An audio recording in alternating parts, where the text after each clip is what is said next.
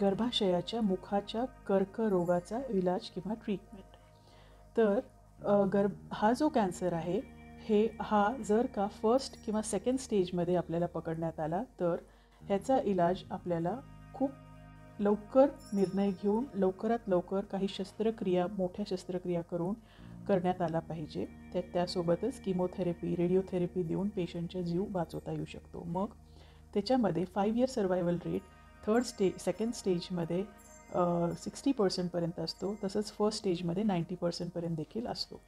आणि जर का हा ॲडव्हान्स स्टेजमध्ये गेला, 3rd-4th स्टेजमध्ये गेला तर सर्जरीज करता येणं शक्य होत नाही, कारण की हा नुसतं तेवढ्या जागेच्या मर्यादित नसून हा पूर्ण शरीरात पसार झालेला असतो. मग या वेळेला फक्त किमोथेरपी, रेडिओथेरपी द्यायला लागते.